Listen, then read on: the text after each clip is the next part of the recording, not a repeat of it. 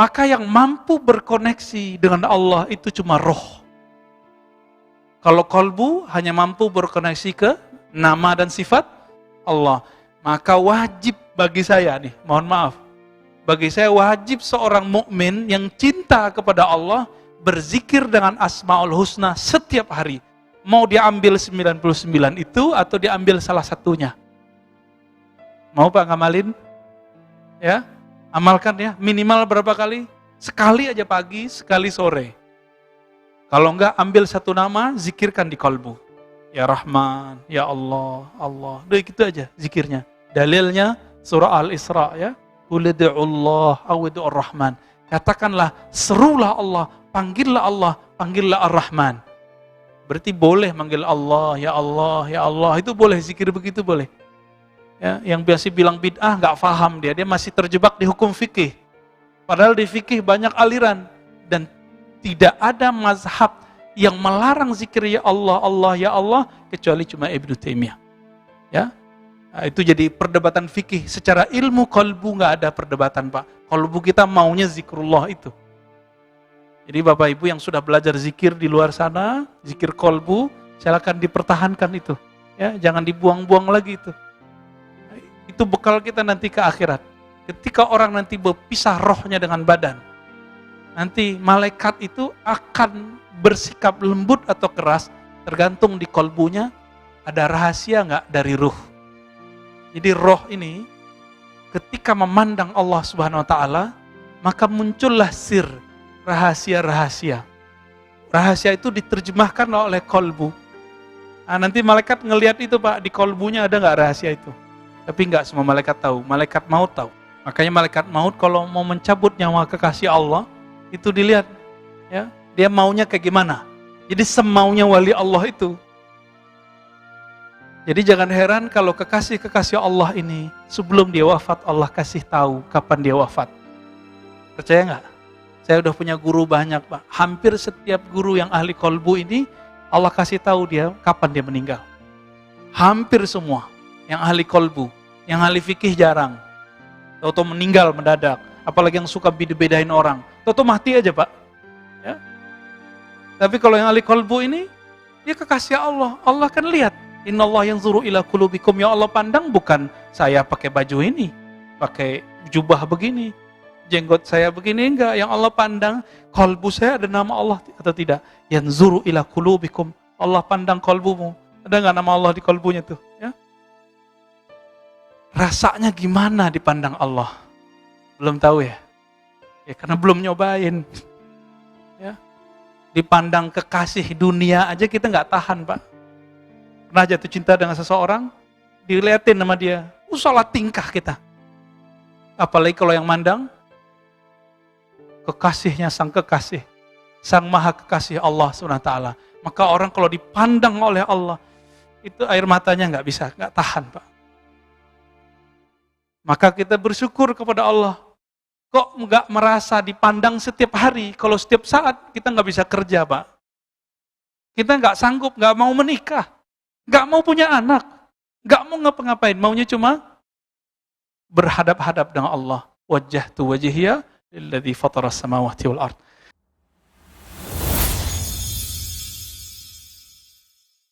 Alhamdulillah setelah sebulan kajian lagi, 2 pekan ya, kajian Risalah Kusyairiyah, satu kitab yang memuat kalam-kalam hikmah, kalam-kalam yang dibutuhkan oleh rohani kita, oleh kolbu kita.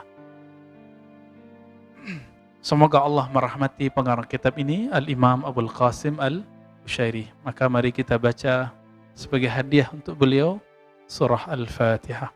A'udzu billahi minasyaitonir rajim. Bismillah. Alhamdulillah.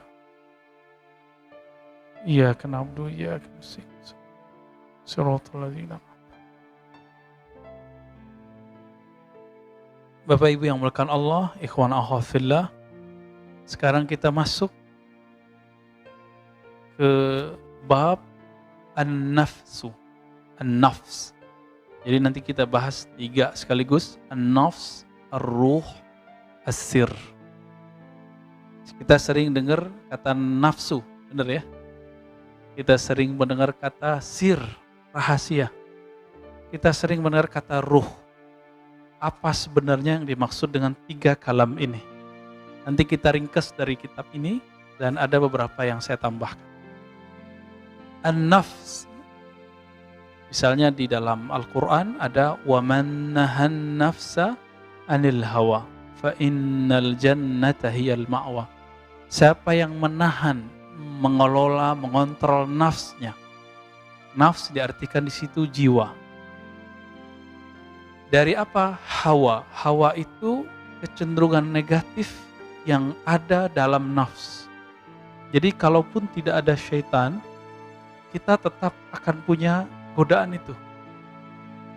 Maka apabila kita maksiat, jangan pernah salahkan syaitan. Itu salah nafs kita sendiri. Kira-kira itu makna dari ayat ini ya. Orang kalau mampu menahan nafsiyahnya dia, saya istilahkan dengan nafsiyah. Kediriannya. Yang mampu mengontrol nafsiyahnya, maka Allah akan tukar pengorbanannya dengan jannatul ma'wa. Sorga sebagai tempat kembali. Bapak Ibu yang melakukan Allah, diri kita, kalau saya sebut saya Ar-Razi Hashim. Itu yang disebut saya, aku, mungkin Bapak Ibu punya nama masing-masing yang diberi oleh orang tua. Nama itu ketika disebut aku itu tubuhnya, atau yang disebut nafs ini. Lalu apa nafs ini? Ketika kita marah, yang emosi itu nafs namanya. Ketika kita sedih, yang merasakan sedih itu nafs. Saya sering mencontohkan, kalau orang sedih itu nangis, benar nggak? Tapi kalau perempuan menikah dan dia mencintai calon kekasihnya, habis ijab kabul dia nangis nggak biasanya? Jarang yang nggak nangis ya. Ibunya nangis, ayahnya nangis. Kadang-kadang orang yang hadir pun ikut nangis. Itu tangis bahagia apa sedih? Bahagia, berarti keluarnya air mata bukan pertanda nafsnya sedih. Itu sebabnya Bapak yang melakukan Allah, kita boleh bagilah siapa yang disebut diri kita. Pertama yang disebut diri kita, jasad, tubuh ini. Kalau luka bagian tangan, kita sebut tanganku luka. Benar gak? Kalau wajah kita terlihat buruk atau baik, kita bilang apa? Wajahku. Ya. Kalau perutnya kenyang, bilang perutku kenyang. Maka ini yang disebut diri jasad. Tapi Bapak saudara makan Allah, jasad ini dari mana? Dari mana si jasad ini? Dari tanah, dari air, dari udara, makanya kita butuh udara. Dan juga ada dari api. Jadi dalam tubuh kita ini ada 4 unsur. Makanya Bapak Ibu ini kalau marah, badannya panas. Enggak ada kan kompor dalam, ada setrika enggak dalam? Ada colokan listrik enggak? Enggak ada colokan listrik.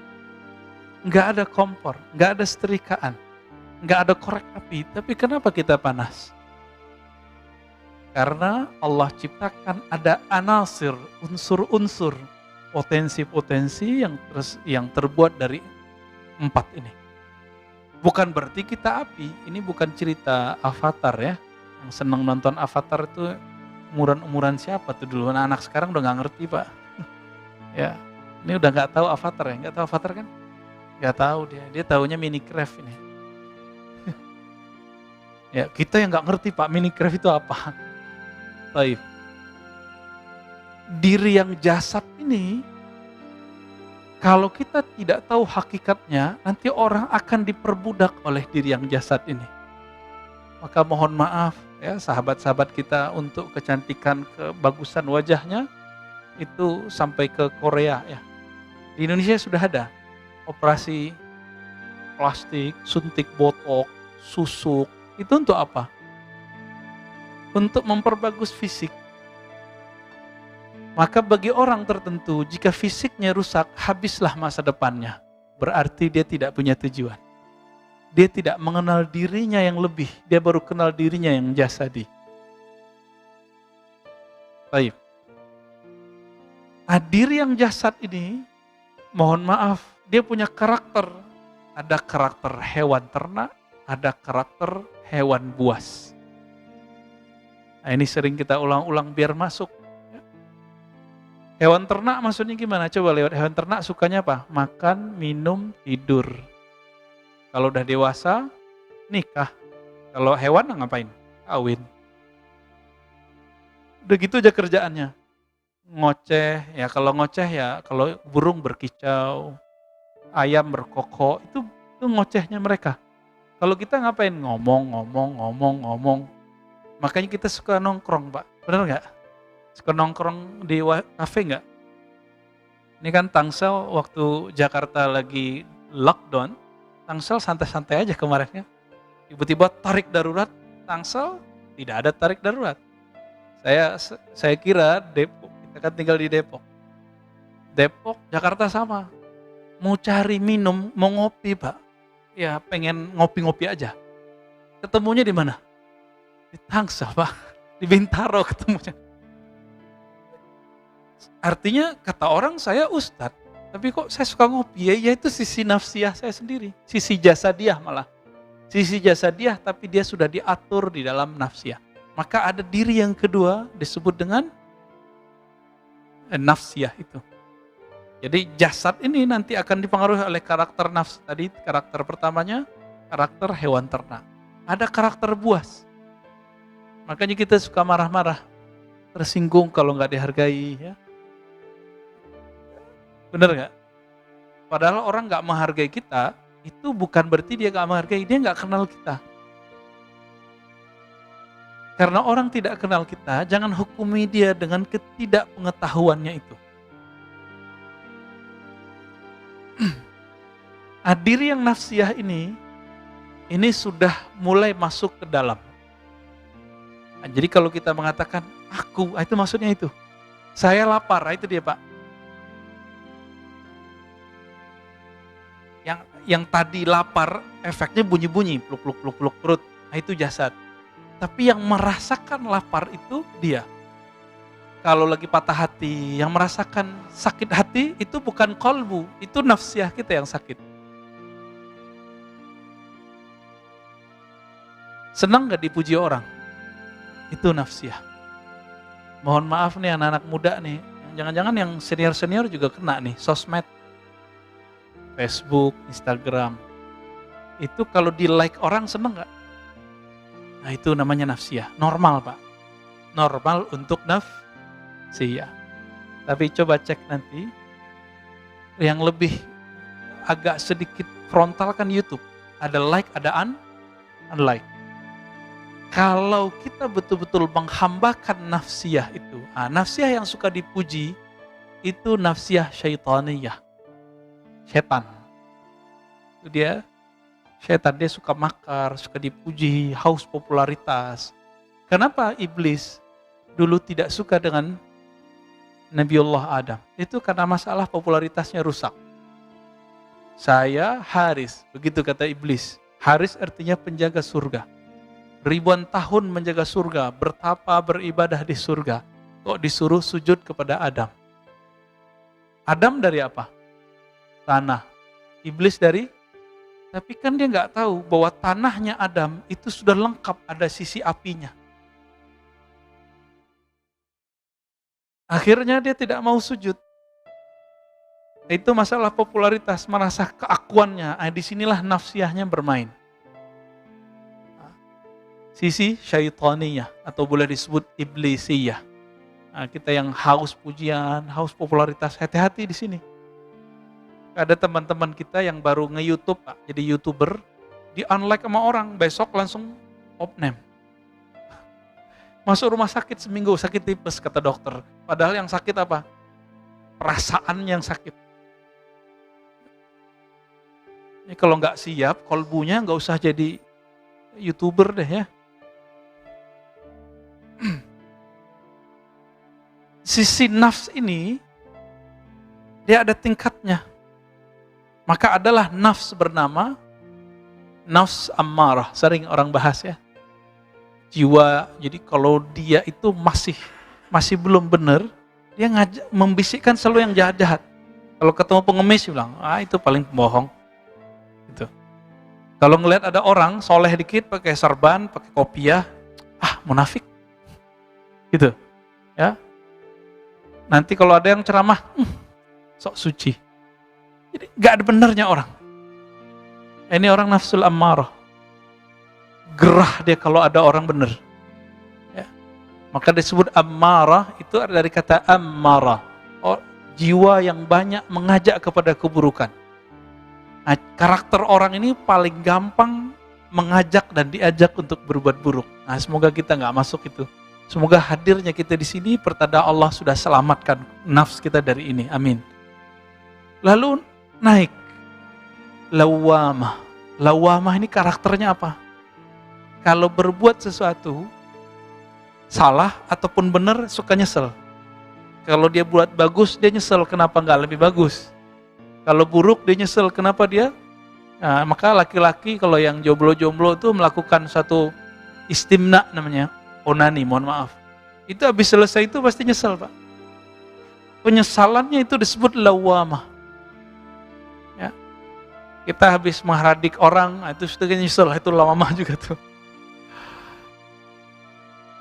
Kalau dia mampu mengkondisikan nafsnya, menjaga nafsnya, bisa mengenal Allah SWT, dia naik lagi, mulhamah.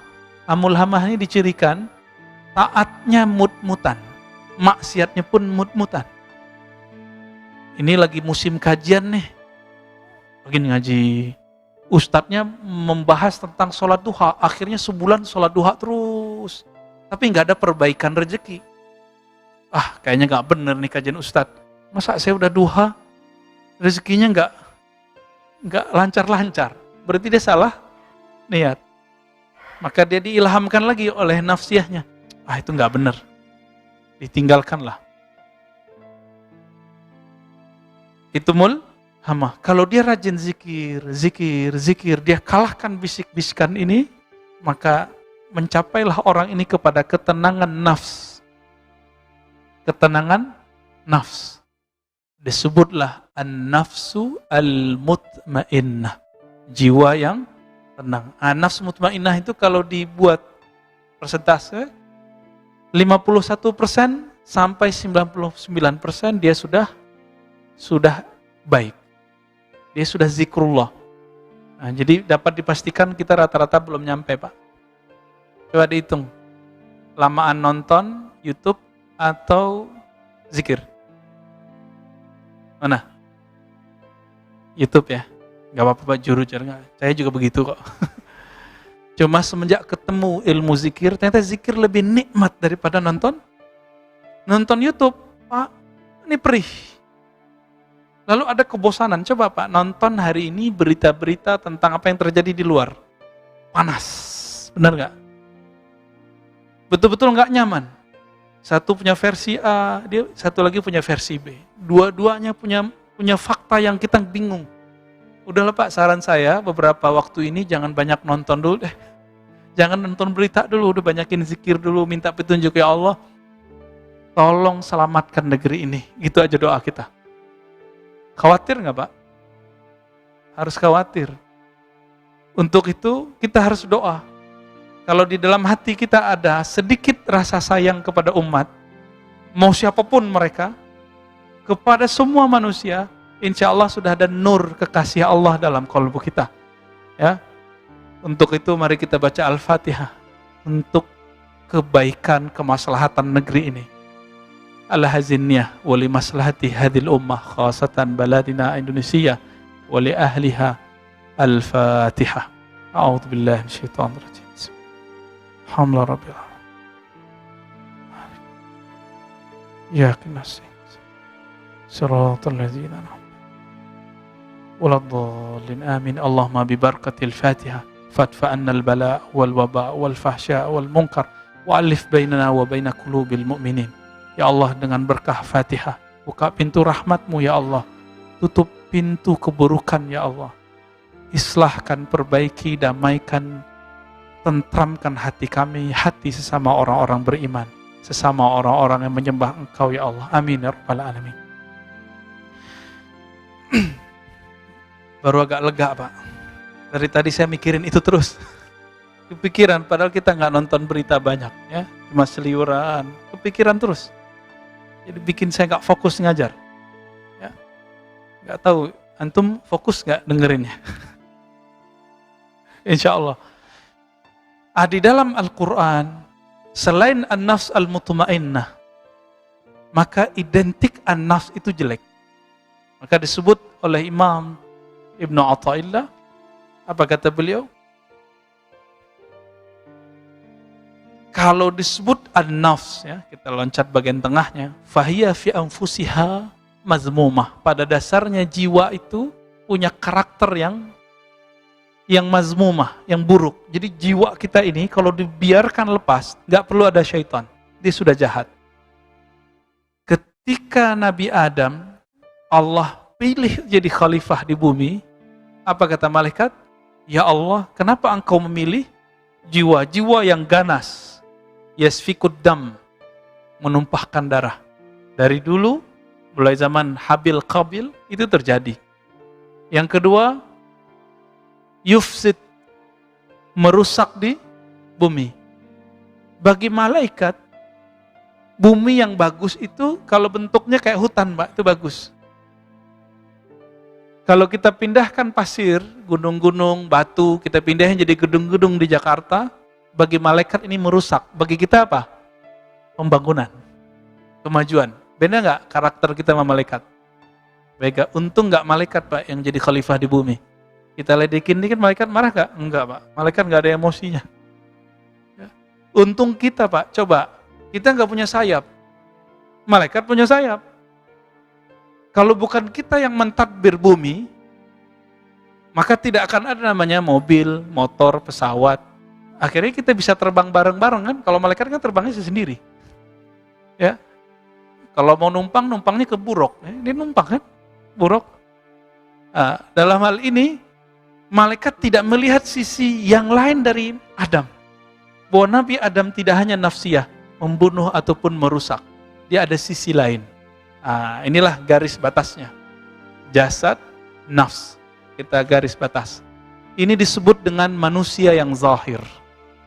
Disebut apa? Manusia yang zahir. Penghubung nafs dan akal dan jasad itu disebut dengan akal. Maka ada naik di atasnya, tembus. Ini disebut dengan manusia yang batin. Manusia yang sebenar-benarnya manusia. Dan ini ada dua. Yang pertama disebut qalbu, yang kedua disebut ruh. Nah, di sini qalbu nggak dibahas di bagian ini, tapi dibahas di bagian lain. Dibahasnya ruh dan sir. Loh, sir di mana? Jadi kita ini kalau zikir, Bapak kalau zikir pakai lidah apa pakai qalbu? Dua-duanya, serius. Kita cek nih. Ya. Kalau sholat tadi pakai fisik, benar? Qalbunya ngikut nggak? Serius? Tadi khusyuk nggak? Kalau tidak ada keselarasan qalbu dengan apa yang dibaca, maka berarti sholatnya baru jasadiyah. Inilah yang dikatakan dalam Al-Quran, fawailul lil musallin. Celaka bagi orang yang sholatnya baru jasadnya. Sama nggak dengan munafik? Dia sholat, pikirannya kemana-mana. Itu sholat jasadiyah. Sholat ini palsu Pak. Sholat palsu. Kalau sholat nafsiyah itu orang sholat kalau dia lagi butuh. Tapi kalau sholatnya qalbu, dia sudah sholatnya ma'rifatullah. Mengenal Allah. Dia sudah tahu, saya butuh ini. Saya butuh sholat. Maka orangnya minimal sholat dengan qalbunya. Apa karakter orang kalau sholat sudah dengan qalbu? Dari awal takbir sampai assalamualaikum, yang dominan nama Allah.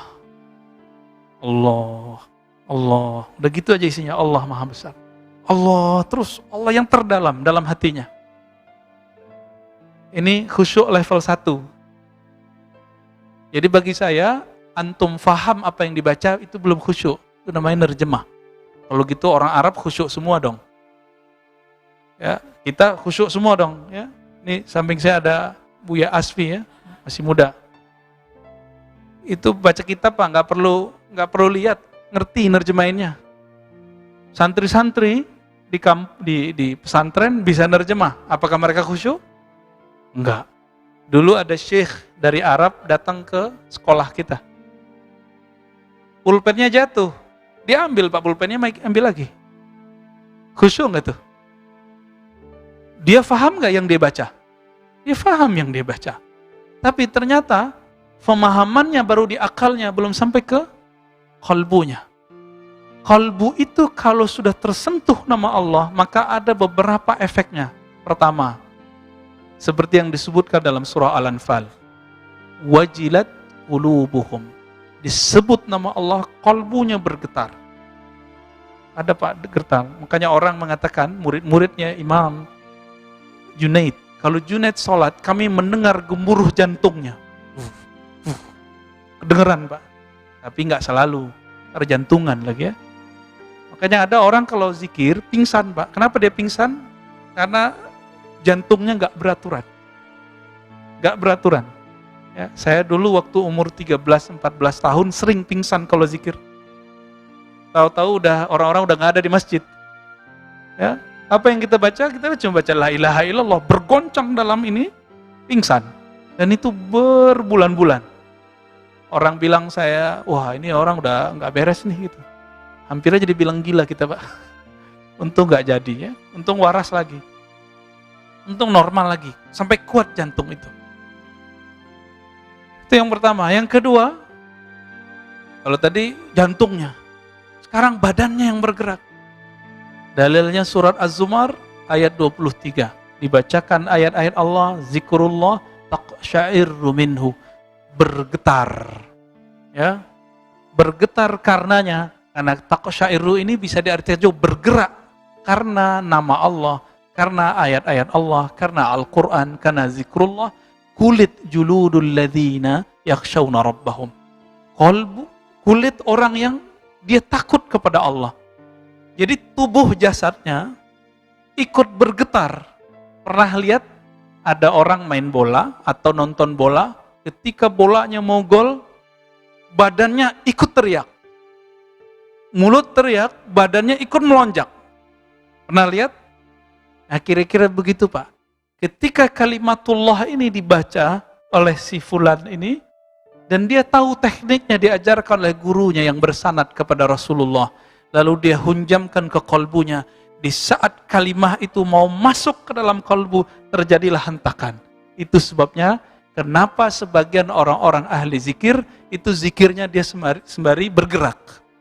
Bukan dibuat-buat itu. Ya, kita aja yang bilang dia kesurupan. Beda Pak, kesurupan jin sama kemasukan kalimatullah itu beda. Yang ngeruqyah butuh diruqyah lagi tar. Jadi pernah kejadian orang zikir begini lagi asyik, diruqyah sama teman kita. Ya, bingung dia, ya. Justru lebih tajam kolbunya orang ini daripada yang meruqyah. Yang meruqyah pakai suudzon, oh ini jin. Tidak akan pernah bersatu di dalam kolbu nama Allah dan jin, gak pernah. Saya pernah menyebutkan di sini bahwa syaitan itu minta izin kepada Allah. Ya Rabb, dia manggil Allah juga, ya Rabb. Jadi syaitan itu bertuhannya ke siapa? Allah juga. Izinkan aku masuk ke dalam jantungnya manusia, ke dalam kolbunya ke manusia, baik yang zahirnya jantung ataupun yang batinnya hati. Apa kata Allah? Enggak bisa. Enggak boleh. Tapi aku izinkan kamu masuk melewati jalur pembuluh darah. Itu sebabnya Nabi mengatakan inna syaitan yajri majrad dam. Syaitan itu mengalir di setiap pembuluh darah. Di mata ada pembuluh darah enggak? Makanya mata kita nakal Pak. Bener enggak? Iya, gitu aja Pak. Mata saya juga nakal kok. Lidah kita suka nyelekit nggak? Iya, karena di situ ada. Ya, telinga kita senang denger yang jorok-jorok nggak? Ngaku aja Pak, iya. Kalau ngelihat orang tengkar senang nggak? Senang. Tuh antum kan suka ngelihat beda berita, perang berita. Ya udah naik dikit. Kalau dulu perangnya perang fisik, adu ayam, sekarang adu orang, adu opini. Itu hobi. Nah, orang-orang yang jualan berita itu, mereka level pertengkarannya udah sampai di perang akliyah, bukan fisik lagi. Nafsiyahnya yang bermain itu. Dan mereka makan dari situ Pak. Dari ngadu domba orang itu. Menyebar hoax. Menyebar opini-opini yang tidak sahih. Ya, na'udzubillah min dzalik.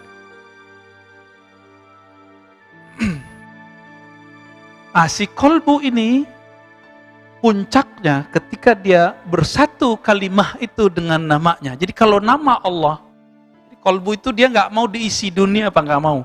Dia nggak bisa diisi lawan jenis, nggak bisa diisi mobil, kekecilan mobil itu. Di kolbu kita kekecilan dia. Karena kolbu itu luasnya bukan main. Dia nggak bisa diisi rumah. Maka antum kalau beli rumah yang bagus, abis itu dia minta lagi. Siapa yang minta? Nafs. Sama kolbu ya, kolbu nggak puas. Bukan ini yang aku cari. Orang kalau sudah mencapai suatu gelar, dia nggak puas. Dia pengen gelar lagi, pengen gelar lagi. Begitulah terus. Kenapa? Kolbu kita terluas. Maka yang meminta-minta nanti nafs. Si kolbu kesepian. Kolbu yang tidak mendapatkan asupan asma Allah yang husna itu, nama Allah yang indah, maka kolbunya akan kekurangan gizi. Disinilah seseorang kalau tidak berzikir dengan kolbunya, dia tidak merasakan puncak. Yang ketiga, itmi'nanul qulub, ketenangan kolbu. Apa bedanya nafs mutmainnah dengan kolbu yang damai? Nafs yang tenang itu hanya dapat dicapai dengan kolbu yang berzikir. Jadi nggak, mohon maaf, kalau banyak orang tanya, Ustadz gimana cara menundukkan syahwat? Nggak ada doanya. Dan banyak orang, Ustadz kasih dong saya zikir menundukkan syahwat. Nggak ada. Nggak ada zikir menundukkan syahwat. Zikir-zikir itu bukan untuk nafs. Zikir itu untuk ngelawan syaitan di kolbu. Jadi kolbu kita setiap kali lepas dari zikrullah, maka belalainya syaitan masuk ke dalam. Berarti zikir hanya untuk melawan nafs, urus sendiri. Ya. Latih puasa, latih bangun malam, latih tidak banyak ngomong, latih sendiri. Jangan salahin syaitan kalau maksiat. Ya. Kalau kita berpikir yang jorok, itu bisikannya emang dari syaitan. Tapi nanti yang eksekutornya siapa? Nafs kita. Selalu itu. Maka Bapak Ibu yang bukan Allah, kalau sudah paham nih, jadi ada diri yang disebut dirinya kolbu. Kolbu boleh diartikan sentralnya jiwa, sentralnya manusia. Sentralnya ini dia cuma diisi dengan nama Allah, sifat Allah, nggak lebih. Dia nggak mau apa-apa. Itu sebabnya beberapa teman kita yang level kok pengenalannya ke dalam dirinya sudah level kolbu, lagi lapar, zikir hilang pak laparnya. Lagi sakit badannya, jasadnya, dia ajak zikir, langsung ringan. Ini Ustadz kita kan ahli Quran tuh, kalau sakit tuh baca Quran aja tuh Pak. Karena kolbunya sudah nyaman dengan Al-Quran, langsung ringan. Coba Bapak rasakan, kita lagi sakit demam nih, yang kita baca apa? Gitu ya, benar nggak? Dalam ilmu huruf orang baca itu ada kaitannya dengan Allah. Itu sebabnya dalam tradisi ahli zikir ada zikir supaya nanti kalau antum kesakitan nggak perlu ngeluh lagi. Malu kepada Allah. Mending sebut nama Allah. Allah, udah gitu aja. Ini rahasia zikir Allah atau Allah. Jadi ini nggak beda. Dalilnya apa? Qul huwallahu ahad. Qul, katakan ya Muhammad, huwa Allah ahad. Itu tinggal antum pretelin satu. Boleh zikir boleh Allah, boleh ahad. Zikirnya Bilal bin Rabah, ahad, ahad, ahad. Disebut ismul fard, berzikir dengan satu nama. Tapi ini dibantah kemudian oleh Syekh Ibnu Taimiyah. Dia katakan, ini kalimatnya belum sempurna. Apakah ada kalam yang lebih sempurna daripada nama Allah? Gak ada. Maka orang cukup dengan zikir Hu, Allah, Ahad, itu sudah lengkap. Ya. Lalu, kalau dia terus mengasupi kolbunya terus. Kolbu hanya makanannya tadi, nama Allah dan sifat Allah. Oke? Sudah nyambung? Kalau nafs tadi makanannya apa? Ya, kehendak, syahwat. Kalau badan ya makanannya nasi, air. Kalau kolbu makanannya zikrullah. Zikir yang mana? Bukan zikir lisan saja, tapi zikir lisan yang sudah tembus ke dalam kolbu. Tapi kolbu ini nanti, kalau kita berhenti di kolbu, ada satu diri kita lagi yang disebut di dalam kitab ini, ar-ruh. Ar-ruh, roh. Roh ini yang Nabi katakan, al-ihsan an ta'budallah ka'annaka tarah. Jadi ketika Jibril datang bertanya, wahai Rasulullah, wahai Muhammad, apa itu ihsan? Islam, iman, sudah ada rukunnya. Ihsan apa rukunnya? Cuma satu. Engkau menyembah seakan memandangnya, atau merasa dipandangnya. Yang merasakan memandang Allah, yang merasakan dipandang Allah, itu bukan tubuh ini. Bukan juga nafs. Bukan juga qalb. Tapi yang merasakan siapa? Ruh. Ini yang disebut dengan ihsan. Hadis Imam Muslim, hadis pertama dalam Kitabul Iman. Jadi ternyata Imam Muslim ini canggih sekali. Dia bukalah Kitabul Iman, bab iman dalam Sahih Bukhari, dengan ajaran-ajaran Islam semuanya. Rukun Islam, rukun iman, dan ihsan. Puncaknya di ihsan itu. Hari ini kita ngaji kebanyakan fokus di bab fikih. Fikih jatuhnya kemana? Hukum fikih jasad. Makanya hukum fikih membahas, boleh nggak Ustadz saya sholat setelah menyentuh istri?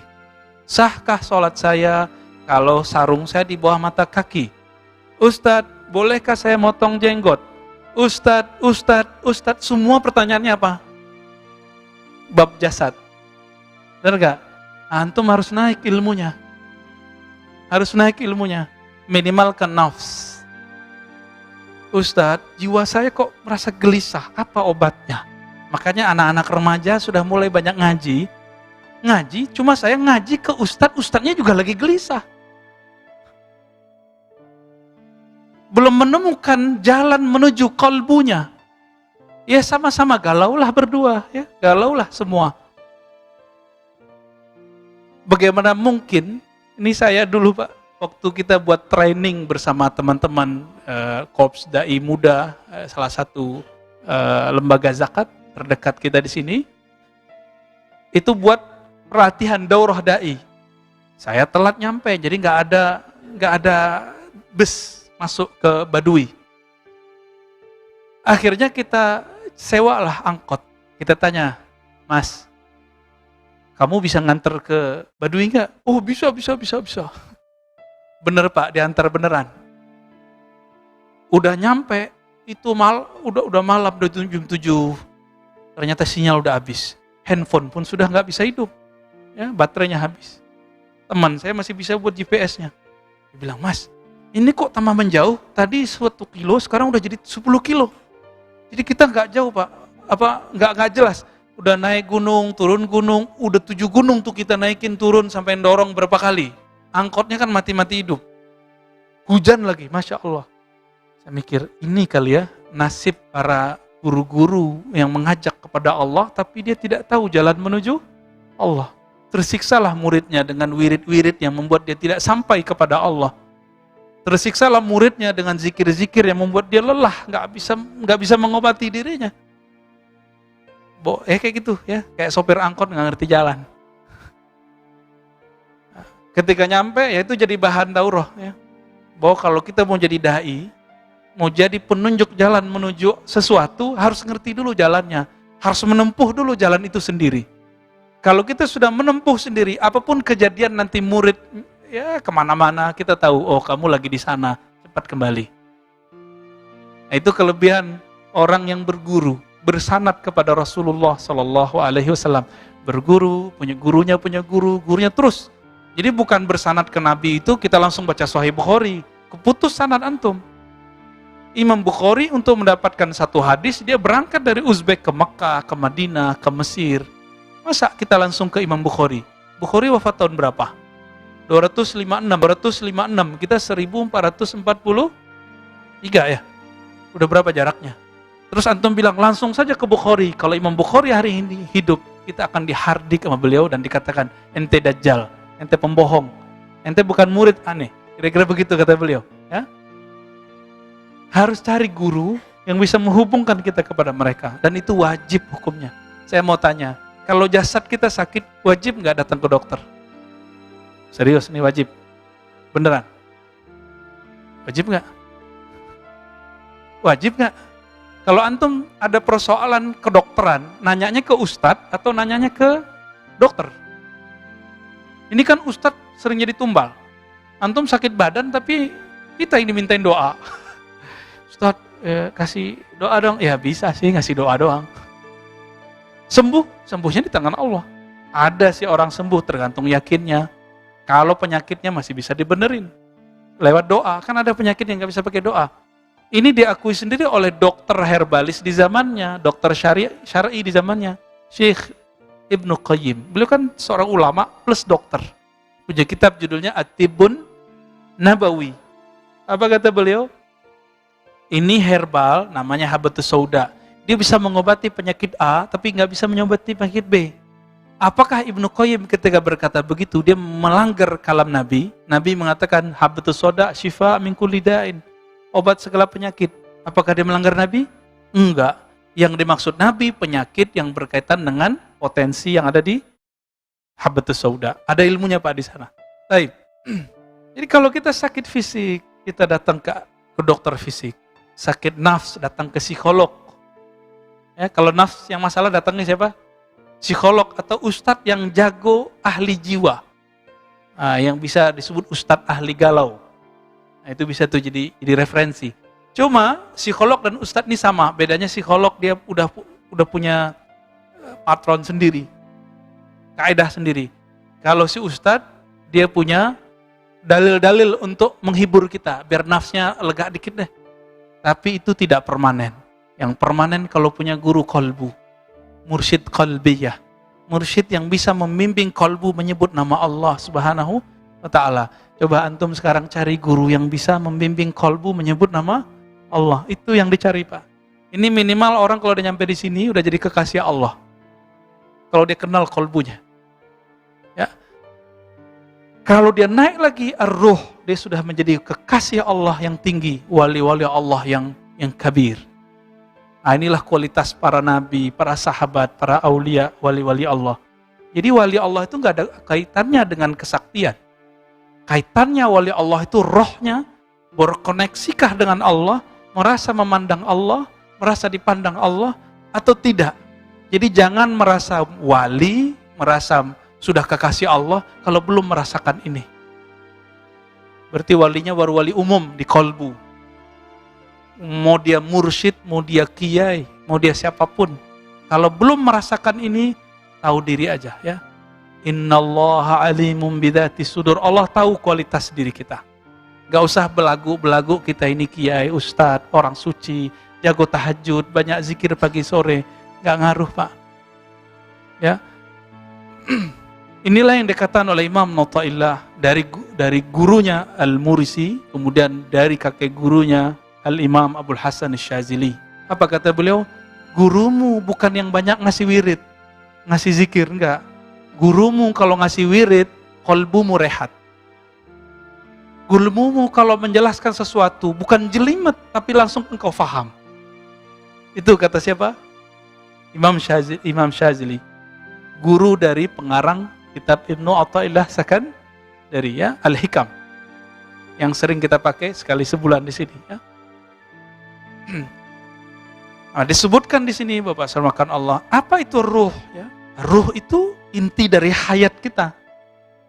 Kalau bahasa lugasnya, ruh itulah hembusan Allah dalam diri. Nah, kalau Allah disebut nih, Allah menghembuskan nafasnya ke dalam diri janin kita waktu kita dalam perut ibu, jadilah kita ini hidup. Nah, roh ini tidak laki, tidak perempuan. Dan dia cuma pengen satu. Alastu bi rabbikum qalu bala syahidna. Yang dia mau cuma satu, memandang Allah, nggak lebih. Oleh karena itu Bapak Saudara makan Allah, jika roh ini tidak bisa memandang kepada jamal dan jalal, keindahan dan kehebatan Allah Subhanahu wa taala, roh ini terpenjara. Inilah makna hadis Nabi, ad-dunya sijnul mu'min. Dunia itu adalah sijin. Apa arti sijin? Penjara bagi orang yang mukmin. Ini dia, terpenjara dia. Dia ngerasa nggak nyaman. Maka Bapak yang menekan Allah, apa yang harus kita lakukan untuk mencapai ma'rifatur ruh ini? Ternyata Allah udah kasih kunci, tapi kuncinya hanya membuka sedikit pintu. Yas'alunaka 'anir ruh. Mereka orang-orang Yahudi suka ngetes kamu wahai Muhammad. Mengenai apa? Pertanyaan roh. Karena ilmu itu sempat dibagikan sedikit ke Bani Israel. Maka orang-orang Bani Israel ini, orang-orang Yahudi, ingin ngetes Nabi Muhammad. Jika benar mereka masuk Islam. Jika tidak, mereka nggak masuk Islam. Ada yang ngetesnya serius, ada yang ngetesnya cuma coba-coba. Akhirnya turunlah ayat ini. Kulir ruh min amri rabbi. Roh itu adalah amri rabbi. Adalah perintah Robku. Nah, di sini ada sedikit perbedaan ulama. Apakah roh itu dicipta atau tidak? Nah, di ujung kalimat di sini, wal arwah makhluqatun. Kata beliau, roh itu dicipta. Kata siapa? Imam Al-Qushairi. Tapi Allah kalau berhembus, perbuatan Allah menghembus, apakah itu ciptaan? Enggak. Maka kita bagi dua. Ketika roh itu dihembuskan pertama kali oleh Allah Subhanahu wa taala, dia bukan ciptaan. Dia azali. Allah yang disebut qadim. Apa arti qadim? Tidak pernah tidak ada, selalu ada, tidak berawal. Kalau azali itu waktu sebelum waktu. Nih waktu kita hitung aja nih mundur berapa miliaran, mungkin triliunan tahun. Nah, sebelum itu Allah memprakondisikan alam, ini disebut dengan alam azali. Disebut apa? Alam azali. Jadi azali beda dengan qadim. Qadim sifat Allah Subhanahu wa taala. Nah, roh yang ini disebut azali. Nanti roh itu dia harus pulang ke sana. Inilah makna inna lillahi wa inna ilaihi raji'un. Sesungguhnya kita milik Allah. Hembusan Allah kita maksudnya. Kita ini milik Allah. Jika kepemilikannya dari tanah, kembali ke tanah. Jika dari hembusan Allah, nanti Allah ambil lagi hembusannya, itu bernama kematian. Ketika ditiupkan ke janin, muncullah satu energi bernama hayat, kehidupan. Itu yang disebut roh yang makhlukah, roh yang dicipta. Tapi hembusannya Allah tidak dicipta. Bisa paham di situ? Maka yang mampu berkoneksi dengan Allah itu cuma roh. Kalau kolbu hanya mampu berkoneksi ke nama dan sifat Allah. Maka wajib bagi saya nih, mohon maaf. Bagi saya wajib seorang mukmin yang cinta kepada Allah berzikir dengan Asmaul Husna setiap hari. Mau diambil 99 itu atau diambil salah satunya. Mau Pak ngamalin? Ya, amalkan ya. Minimal berapa kali? Sekali aja pagi, sekali sore. Kalau enggak, ambil satu nama, zikirkan di kalbu. Ya Rahman, Ya Allah, Allah. Udah gitu aja zikirnya. Dalilnya surah Al-Isra ya. Qul ud'ullaha aw ud'ur Rahman. Katakanlah, serulah Allah, panggillah Allah, panggillah Ar-Rahman. Berarti boleh manggil Allah, Ya Allah, Ya Allah. Itu boleh, zikir begitu boleh. Ya, yang biasa bilang bid'ah nggak paham dia masih terjebak di hukum fikih. Padahal di fikih banyak aliran dan tidak ada mazhab yang melarang zikir Ya Allah, Allah, Ya Allah kecuali cuma Ibnu Taimiyah. Ya, Itu jadi perdebatan fikih. Secara ilmu kolbu nggak ada perdebatan, Pak. Kolbu kita maunya zikrullah itu. Jadi Bapak Ibu yang sudah belajar zikir di luar sana, zikir kolbu, silakan dipertahankan itu. Ya, jangan dibuang-buang lagi itu. Itu bekal kita nanti ke akhirat. Ketika orang nanti berpisah rohnya dengan badan, nanti malaikat itu akan bersikap lembut atau keras, tergantung di kolbunya ada rahasia nggak dari ruh. Jadi roh ini ketika memandang Allah Subhanahu wa taala, maka muncullah sir, rahasia-rahasia. Rahasia itu diterjemahkan oleh kolbu. Nah, nanti malaikat ngelihat itu, Pak, di kolbunya ada nggak rahasia itu? Tapi nggak semua malaikat tahu, malaikat maut tahu. Makanya malaikat maut kalau mau mencabut nyawa kekasih Allah, itu dilihat, ya, dia maunya kayak gimana. Jadi semaunya wali Allah itu. Jadi jangan heran kalau kekasih-kekasih Allah ini sebelum dia wafat Allah kasih tahu kapan dia wafat. Percaya nggak? Saya udah punya guru banyak, Pak. Hampir setiap guru yang ahli kolbu ini Allah kasih tahu dia kapan dia meninggal. Hampir semua yang ahli kolbu, yang ahli fikih jarang. Tahu-tahu meninggal mendadak. Apalagi yang suka beda-bedain orang. Tahu-tahu mati aja, Pak. Ya. Tapi kalau yang ahli kolbu ini dia kekasih Allah. Allah kan lihat. Innallaha yanzuru ila qulubikum, ya Allah pandang bukan saya pakai baju ini, pakai jubah begini, jenggot saya begini, enggak. Yang Allah pandang kalbu saya ada nama Allah atau tidak. Yanzuru ila qulubikum, Allah pandang kalbumu. Ada enggak nama Allah di kalbunya tuh? Ya? Rasanya gimana dipandang Allah? Belum tahu ya? Ya karena belum nyobain. Ya. Dipandang kekasih dunia aja kita nggak tahan, Pak. Pernah jatuh cinta dengan seseorang, dilihatin sama dia, salah tingkah kita. Apalagi kalau yang mandang, kekasihnya sang kekasih, sang maha kekasih Allah SWT. Maka orang kalau dipandang oleh Allah, itu air matanya nggak tahan, Pak. Maka kita bersyukur kepada Allah. Kok nggak merasa dipandang setiap hari, kalau setiap saat kita nggak bisa kerja, Pak. Kita nggak sanggup, nggak mau menikah. Gak mau punya anak, gak mau ngapa-ngapain, maunya cuma berhadap-hadap dengan Allah. Wajjahtu wajhiya lilladzi fataras samawati wal ard. Kira-kira itu sebenarnya masih banyak tentang ar-ruh ini. Ini lautan tak bertepi. Kajian ruh, lautan yang tak bertepi. Ini baru muqaddimah kajian ruh. Semoga ke depan Allah izinkan kita membedah lagi kajian tentang ruh. Semakin kenal diri, semakin kenal Allah Subhanahu wa taala. Kita mohon ampun kepada Allah dari semua dosa zahir dan batin. Semoga Allah menjadikan kita hamba yang arifin, yang mengenal dirinya, mengenal ilahnya. Amin ya rabbal alamin. Rabbana atina fid dunya hasanah wa fil akhirati hasanah wa qina adzabannar. Subhanakallahumma wa bihamdika asyhadu an la ilaha illa anta astaghfiruka wa atubu ilaik. Assalamualaikum.